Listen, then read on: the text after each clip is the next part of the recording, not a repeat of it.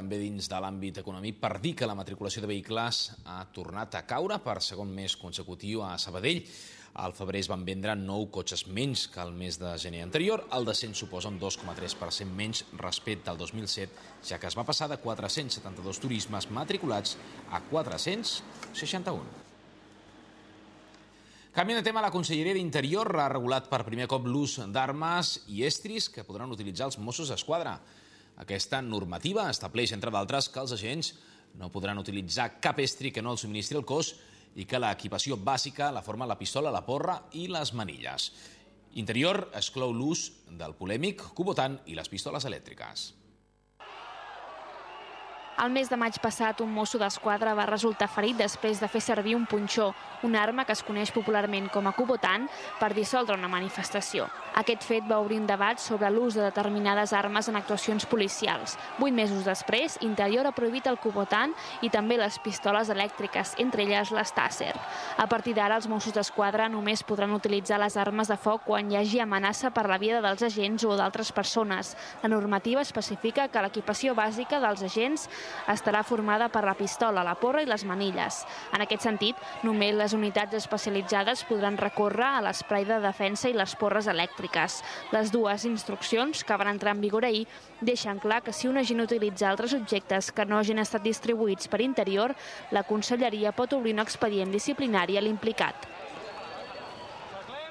La Generalitat de Catalunya ha impulsat tot un seguit de mesures per intentar millorar l'abastament d'aigua a diferents municipis de Catalunya. En aquest sentit, s'executaran diverses obres amb un pressupost total que supera els 10 milions d'euros. D'una banda, es connectaran les poblacions de Càssia al Vallès, Olèrdola, Subirats i Vilobí del Penedès a la xarxa d'aigües Ter Llobregat. D'una altra, es construirà una nova canonada que incrementarà la qualitat en l'abastament d'aigua als municipis d'Alella, el Masnou, Premià de Mar i Teià. Pel que fa més concretament al cas d'aquest municipi de la nostra comarca, del Vallès Occidental Castellà, aquesta connexió comportarà una inversió de gairebé 4,5 milions d'euros. En aquest municipi també està prevista la construcció d'una estació de bombament i un dipòsit de 4.000 metres cúbics. Totes aquestes mesures ajudaran a garantir l'abastament d'aigua a tot el municipi, ja que actualment s'abasteix de recursos propis.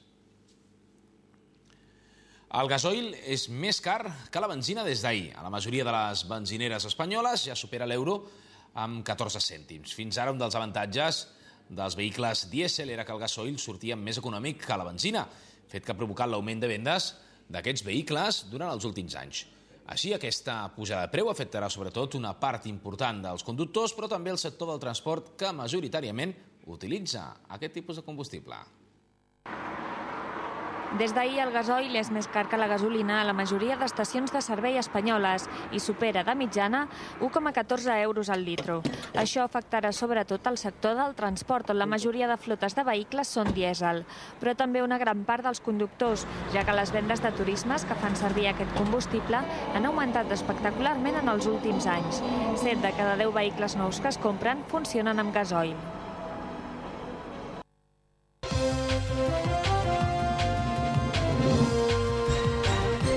Cultura. L'escriptor sabadellenc Jesús Caudevilla ha publicat una nova obra. Aquesta és la seva 7a novel·la i porta per títol Jo, Vicente Ferrer, el ángel de l'Apocalipsis. En aquesta obra l'autor repassa la vida del religiós Vicente Ferrer, un dels personatges més rellevants a nivell espanyol durant el segle XV.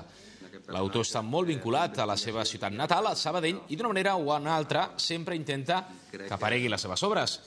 Ara que s'acosta la diada de Sant Jordi, Caudevilla remarca la importància que té la lectura i valora molt positivament el fet que avui dia hi hagi una àmplia oferta literària on s'hi poden trobar temes de lectura al gust de tothom. D'altra banda, Caudevilla lamenta les dificultats que hi ha a l'hora de publicar llibres, sobretot pel que fa als escriptors novells.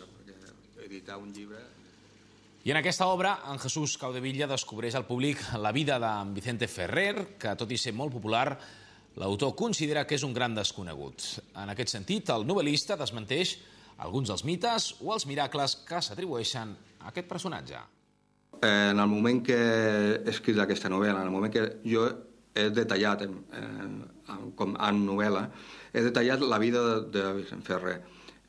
Els mateixos fets que jo faig sortir a la novel·la, els mateixos fets que ell va fer, per una persona que pugui considerar creient o dirà que eren bons, considerar que eren lògics, i per una altra persona que sigui oposada, els considerar d'una altra manera. Vull dir, jo crec que cadascú pot treure les seves conclusions depenent de les seves idees. No? Molta gent descobrirà tota una època important de la història que és molt desconeguda per molts, quan realment és una època important que va marcar, sobretot el que, com deia jo, el comprimit de Casp, va marcar el que seria posteriorment, anys després, la unitat d'Espanya, el que avui coneixem com Espanya, perquè no oblidem que en el comprimit de Casp Vicente Ferrer va ser un dels compromissaris d'aquell comprimit de Casp que va donar la corona del regne de Corona d'Aragó a Fernando de Antequera, de la Corona de Castella. I ahir dimarts es va dur a terme la ruta de les Tines a les valls del Montcau. Aquesta ruta es troba emmarcat dins el cicle d'excursions de natura per la gent gran de Sabadell que organitza, recordem, la UES, la Unió Excursionista de Sabadell, amb la col·laboració de l'Ajuntament de la ciutat. En aquesta ocasió, els assistents han pogut realitzar un recorregut de 9 quilòmetres amb un desnivell de 150 metres. L'itinerari ha portat als sabadellencs per Rocafort, les Grauetes, les Tines Ricardo, Escudelleta i la Bleda, i el pont de Vilomara. Les passejades estan dirigides a totes les persones, recordem, de més de 60 anys que vulguin participar en activitats a la natura. Els itineraris són assequibles per tothom que pugui caminar 3 hores a un ritme lent. Com en totes aquestes excursions adreçades a la gent gran, es realitzen 2 sortides mensuals pel mateix itinerari. La pròxima es farà demà dijous. Per cert, que aquest passat cap de setmana s'ha realitzat l'edició 113 de la Romeria de Sabadell a Montserrat. Sota el lema Santa Maria, pregueu per nosaltres, els sabadellencs l'han invocat d'una manera especial en aquesta edició d'aquest any d'enguany. Els actes de dissabte passat van girar entorn de la pujada a Montserrat a peu. Es calcula que la peregrinació la van realitzar més de 100 persones. El diumenge, l'endemà, aquesta pujada la van realitzar aproximadament unes 300 persones. Els actes van començar amb el Via Creu organitzat per la Germanor Interparroquial dels Portants al Sant Crist, amb la posterior concentració a la plaça de Santa Maria. La processó va dur els assistents a la Basílica, on van poder oferir el ciri votiu de la ciutat a la Mare de Déu. Després es va dur a terme l'Eucaristia presidida pel bisbe del Vallès, en Josep Àngel Saiz Meneses, escollit recentment, recordem, president de la Comissió Episcopal de Seminaris i Universitat.